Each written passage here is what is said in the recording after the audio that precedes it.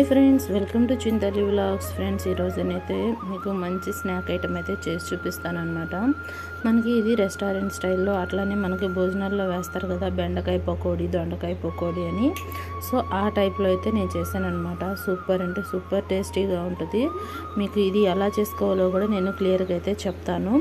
First అయితే బెండకాయలు అనేది ఇట్లా మంచిగా కడిగేసుకొని పక్కన పెట్టేసుకోవాలి. వీటిని మనం కాయను వచ్చేసి ఈ విధంగా 4 ముక్కలుగా అయితే కట్ చేసుకోవాలన్నమాట. ఇందులో గింజలు ఉంచుకున్నా కానీ బాగానే ఉంటుంది. కొంతమంది అయితే గింజలు తీసేస్తారు. నేనైతే ఈ గింజలు అయితే ఉంచేస్తానన్నమాట. ఈ విధంగా మనం మంచిగా కట్ చేసుకోవాలి. మొత్తం ఇట్లాగే చూసుకొని మంచిగా కట్ చేసుకోవాలి. పుచ్చులు ఏమైనా ఉన్నాయేమో చూసుకొని కట్ చేసుకోవాలి. ఇట్లా మొత్తం ఒకసారి నేను ఒక 1/2 kg తీసుకున్నాను. ఇట్లా మొత్తం అయితే నీట్గా కట్ చేసుకొని పెట్టేసుకుందాము.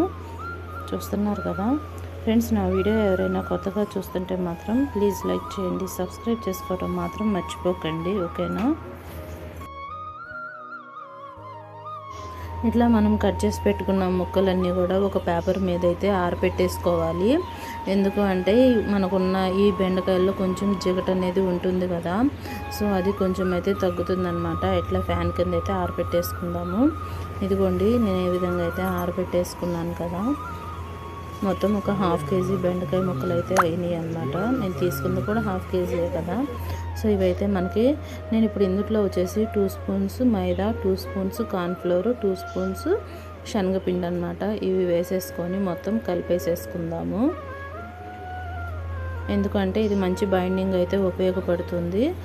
టేస్ట్ కూడా చాలా బాగుంటుంది. కొంచెం సాల్ట్ వేస్తున్నాను, అట్లానే కొంచెం అల్లం వెల్లుల్లి పేస్ట్ వేస్తున్నాను, కొంచెం కారము, కొంచెం ధనియాల పౌడర్ అన్నమాట.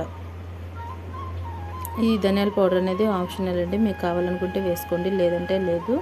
ఇవి వేసేసుకున్నాం కదా. ఫస్ట్ ఇవన్నీ బాగా కలిసేటట్టు కలుపుకోవాలి. నేను కొంచెం ఫుడ్ కలర్ కూడా యాడ్ చేస్తున్నాను, ఎందుకంటే మనకి కలర్ఫుల్గా చూడటానికి చాలా బాగుంటుంది అన్నమాట.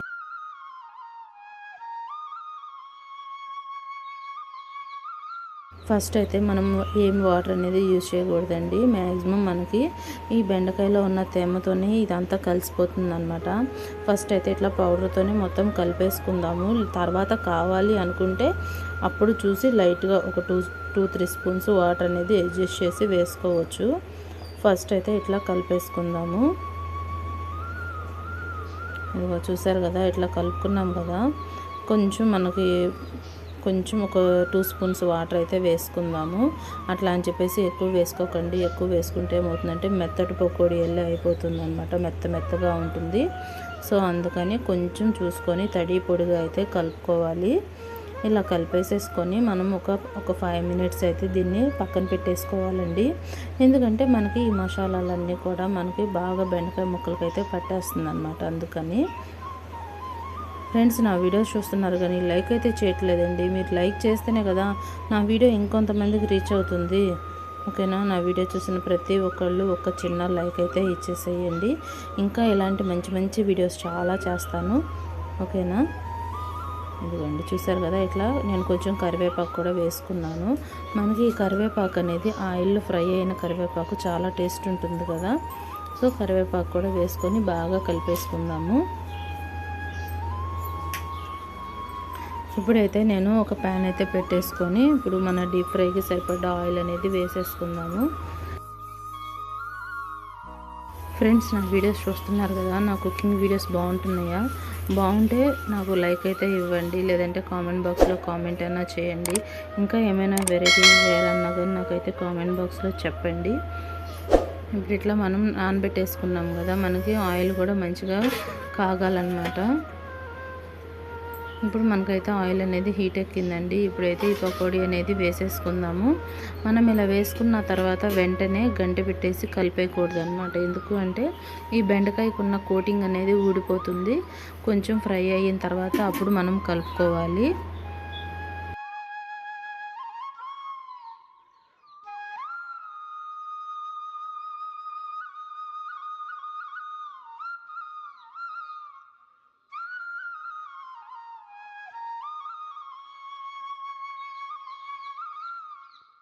ఇదిగో చూసారు కదా మనకి ఎలా ఫ్రై అవుతున్నాయో.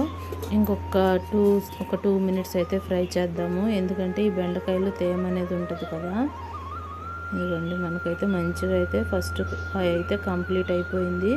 అదేవిధంగా రెండోది కూడా వేసేసుకుందాము. ఎక్కువ కూడా వేసుకోకూడదండి. ఎక్కువ వేసుకోవటం వల్ల ఇవి ఏంటంటే అంటుకుపోతాయి అన్నమాట. అందుకని చూసుకొని వేసుకోవాలి. ఫ్రెండ్స్, నా వీడియోస్ కనుక మీకు నచ్చినట్టయితే ప్లీజ్ లైక్ చేయండి, షేర్ చేయండి, సబ్స్క్రైబ్ చేసుకోవటం మాత్రం మర్చిపోకండి, ఓకేనా.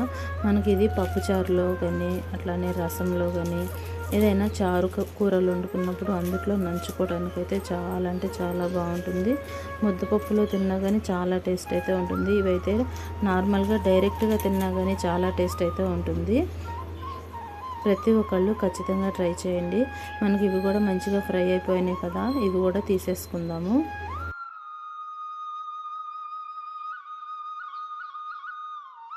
ఓకే అండి, ఫైనల్లీ మన పకోడీ అనేది రెడీ అయిపోయిందన్నమాట.